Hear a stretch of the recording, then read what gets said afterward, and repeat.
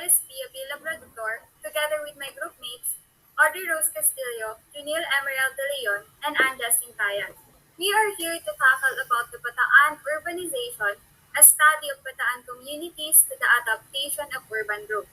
So what is urbanization? Urbanization is more than the growth and physical expansion of cities.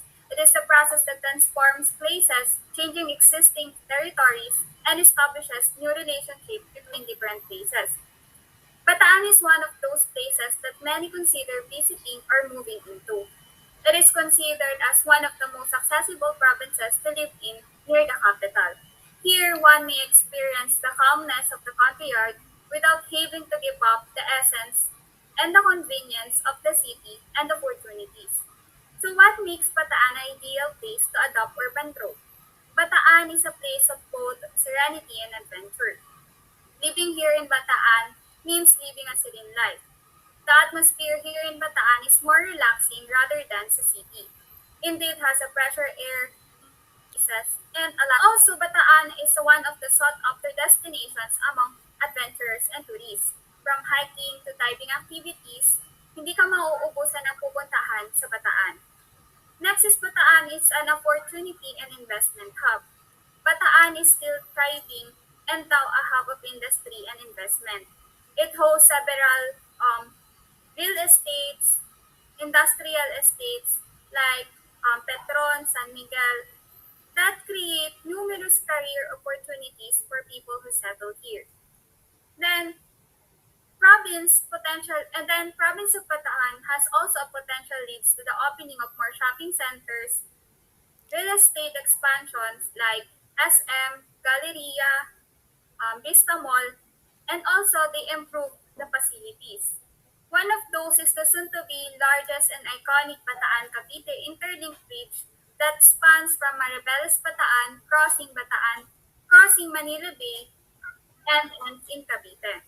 This future development is predicted to open more doors and opportunities for everyone here. Additionally, Bataan has also high potential for investments in tourism and recreations, with numerous existing sites such as Mount Samat, the famous Victoria Galleria, Dinalupihan Centers, beaches like Lucky Beach, all within the Bataan Nature Park that fits for the ecotourism of the Bataan. Bataan is rich in history, but this province is also a good place to live in. Bataan is now more enhanced due to have a progress accelerating the growth of the province. That's why here in Bataan, you can feel both live in a city life and also in a province life. Limay is one of the communities in Bataan that we have chosen to study about their basic urban growth adaptation. Orion is one of the towns included in Bataan as a province, and yung Limay is Barrio Limay pa lamang siya nung panahon na yon, which is hindi pa nade-develop and dependent pa sa municipality ng Orion. Pero noong 1917, by Governor General Francis Ferdinand Harrison, ang Limay ay naging isang independent municipality dahil yung progress niya is napakabilis. From being last municipality na na-create sa province ng Bataan to being the first one to share its income from realty tax or real property tax or yung mga tinatawag na amilyar. And now, Limay is known as first-class municipality in terms sa mga income, establishments, and high employment rate na mostly mga engineers, tumatanggap sila ng skilled and also gives opportunity sa mga unskilled laborers at mga technical men mula sa ibang lugar. Of course, hindi lang iyon ang may pagmamalaki ng Limay because they also offer best places to socialize or different attractions for their people. At ito yung Judy's Park, Bay ng Manila Bay, which you can enjoy the sunrise or sunset view, and also meron din siyang benches and trees where you can stay or relax for as long as you want. Tikit Falls, a natural flowing water na nagmumula sa ilog ng bundok. This is another place to visit if you are a nature lover na makikita sa Upper Tundol. Parokya ni San Francisco ng Assisi. If you are looking for historical place to visit, of course hindi mawawala ang simbahan dyan. This historical church ay matatagpuan sa Barangay Poblacion, and tuwing October 4 every year nagse-celebrate sila ng feast day under siya ng Vicariate of Saint Michael Archangel and belongs to the Roman Catholic PUCs of Balangan. In order for us to acquire understanding regarding this study, nag-conduct kami ng analysis sa pamamagitan ng survey sa mga taong nakatira sa municipality ng Limay. And this analysis uses different questions about problems na na-encounter nila sa kanilang municipality. By conducting this survey, it can be possible na ma-compare kung ano yung mga experiences ng resident over time and place. And here are the survey results of Limay's environmental issues according to their residents. These the results for age. 22 years old received 45%. Next is 21 years old received 20%. And 18, 19, and 24 years of age received the same proportion, which is 10%. And 5% for 25 years old. For sex, 60% ng rest sa mga kalalakihan, and then the rest are female. Next po. So, this question address the different ways in which male and female experience their cities. And we consider na both genders will be benefit to this study at equal sa mga magiging trabaho. So, the other places ay nabanggit na kanina at then for the results, marami nagsabi na ang Judy's Park ang best place sa Limay. Then, sinundan siya ng Tikip Falls at Parks, which is received 12.5%. And then, Church, Food Establishments, and Kiniragan received 4.17%. Next po. So this quest ay para malaman yung problems or issues ng municipality. Tinanong yung mga respondents kung anong mga problema ang na-encountered sa kanilang lugar. Based sa results, ang madalas na na-encounter nilang mga problema ay about sa cleanliness and lack of discipline, which is received 60%. Then half of the respondents na nagsabi ng noise and the rest ay hindi na aabot sa kalahati ng respondents sa pumili, which is yung mga traffic, safety, privacy, economy, and security. Next po. So, we asked them kung agree sila na ang Limay ba ay merong good amenities. And then the result was 85% ng respondents ang nagsabi na ang Limay may good amenities, while 15% ang hindi sumang-ayon. Next po.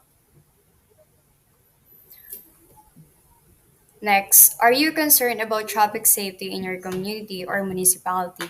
Most of the respondents answered yes. So, municipality of Limay should keep an eye to improve the traffic safety of their community. Next, mode of transportation. 65% of respondents used to walk and ride a tricycle as a mode of transportation. 50% of respondents use motorcycle, 45% use bicycle, and 25 or 5 respondents has owned a car and a jeep as a mode of transportation. And lastly, 15% use bus. Next. Um, Next question is, we responded were asked about the satisfaction of the municipal services in their community, such as in market management, park management, drainage, street light, garbage collection, and road quality. Most of the respondents are expressing satisfaction to the market management, while park management, garbage collection, and road quality had at least half of the respondents expressing satisfaction with the quality provisions. However, the other respondents are not satisfied with drainage and street light that their municipality provides. Next, we also asked them, do you envision your community to be an urban place?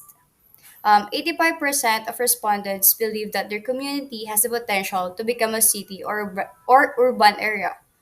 On the other hand, 15% of the respondents cannot imagine that their community to be as urban place or city. Next. Um, Next question is, do you consider relocating outside of your community? Most of the respondents considered relocating outside of their community, which 70% answered yes, and while the rest are not. Next. Do you think putting signage in different areas is beneficial? Um, 95% think that putting signage in different areas in Lima is beneficial, while 5% of respondents disagree. Next. Um, Next question is, are you satisfied with accessibility to urban facilities in your community or facilities? The accessibility to the urban facilities in the community or municipality of the respondent is graded from 5 as the highest and 1 as the lowest. 60% of respondents gave 4 for accessibility, while both 20% graded 5 and 3. Next. So here is the proposal's development of Limay. First is lack of discipline and cleanliness and sanitation. So what is discipline? Discipline makes a big impact in a person's life. It teaches a person to be more responsible and respectful. So the basis of the society is all about the rules. If there were no discipline, people would do whatever they wanted and make mistakes without putting the considerations of others first and foremost. So how to resolve discipline in the community? First is to have a rule. It promotes good human behavior to better society and make it more enjoyable place for people to live. Next is you need to have an internal discipline for yourself. People need to differentiate right to wrong. Lastly is the governance. They have enough resources and legal mandates to ensure living in the community will be safe and comfortable. Next is how to maintain cleanliness and have a proper sanitation. So here the discipline also apply in this matter. Why? Like for example, if the person is using the public facility, they know what to do or the proper ways on how to use to use that facility. And also next and also in the neighborhoods, they uses and better sewer-based system. Like for example, is the decentralized sewer-based system and also the on-site septic tank system. These systems makes or provides a healthier and more appropriate way to manage the liquid waste of the people. Solution to the problem of noise and traffic. Setbacks of buildings and structure are important not just for safety purposes but also sa ating security and privacy.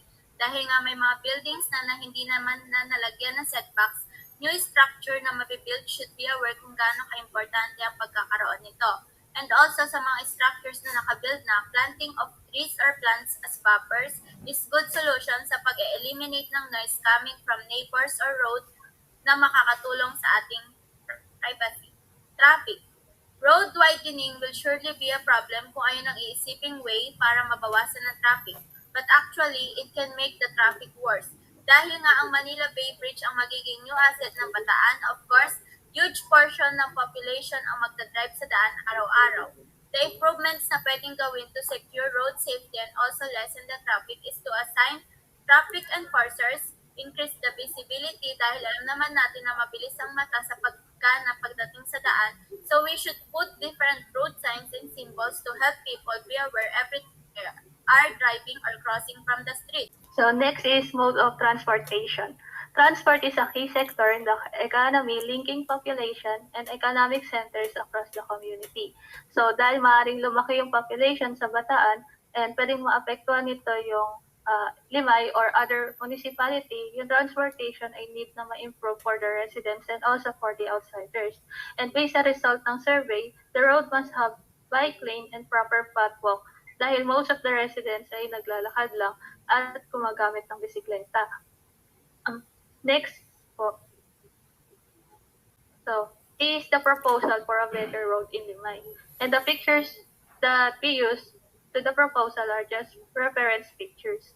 At kailangan pa rin pong makonsider yung proper planning for Limay. And back to the proposal, we propose proper bike lane and pathwalk. And we propose also pedestrian lanes and signages for the safety of both pedestrians and bikers. The proposal can benefit both commuters, pedestrians, bikers, at yung mga nagmamaneho ng sarili nilang mga sasakyan para sa smooth ride without worrying for their safety. And next po. Lastly, for the mode of transportation, we propose public transport terminal sa Limay. And we know na Limay ay walang terminal at palaging nag-aabang lang. So we propose this just not for the residents but also for the outsiders who will visit the Limay in the future. And this is one of the important plan to adapt to urban growth here in Bataan. We also propose bus stop or just a proper sign for bus stop to avoid traffic, accident, or confusion to the commuters. At kung malayo sila sa terminal, yung mga residente, pwede silang mag-abang na lang din sa bus stop. Next po. This proposed amenities could help the municipality of Limay to the adaptation of urban growth. 60% of respondents like walking, and Bataan has a high possibility to be a walkable city. Infrastructure refers to the use of blue elements like rivers, canals, ponds, wetlands, floodplains, water treatment facilities, while green elements such as trees, forests, fields, and parks. Its presence in urban areas can affect air and water quality, carbon storage, enhance flood and temperature regulation, reduce noise, improve resource efficiency, biodiversity, and amenity value. Next, a proposed pocket parks or gardens. Aside from it adds aesthetic value on residential houses, small pocket gardens could serve as repairable solutions to the problem of extreme density and lack of public open spaces in modern cities. They could improve quality of life, foster relaxation, and reduce stress levels of people living in and working in cities. Proposed street furniture. Street furniture promotes equality of opportunity, as it provides rest places for the elderly and the people with mobility issues. In addition to its functional aspect, items of urban furniture such as benches and tables in parks and square can be socially significant, as they give these sites a comforting and a feeling air and draw people in together. Government services. Throughout the survey, respondents had more positive perception of service that their municipality provides in the management of parks, markets, garbage collection, and road quality. That shows that municipality of Limay services is getting better. On the other hand, drainage and street light resulted a negative response, but this proposed drainage and street light next But this proposed drainage and street light you see on the screen could be a best solution to replace all light fixtures with less light pollutant LED lamps posts, with the ability to enable more than just adaptive lighting. These lamp posts enable added security with CCTV cameras and emergency buttons, public Wi-Fi, as well as environmental sensor to measure air quality. Um, in solution to the drainage, um, permeable surfaces and filters is the best choice, as it have the volume of permeable material below ground to store water. Runoff flows into the storage area via permeable surface such as gravel, forest materials, and grass. So in conclusion, there is so much to do to achieve the urban growth together with having a livable city in Limay.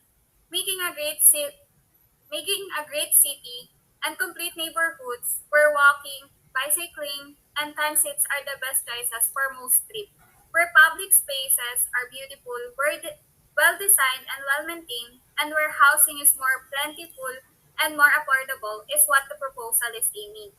This proposal makes the town of Limay more sustainable, livable, and equitable by providing solutions that will surely be adoptable in the community.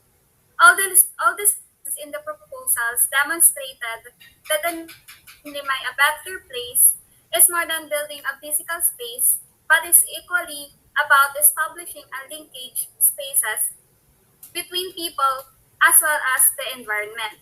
Good public transportation, good pedestrian spaces, and cycling spaces. It's time to take urban issues off the back burner and improve cities not just for today, but for the long-term period and future. Thank you.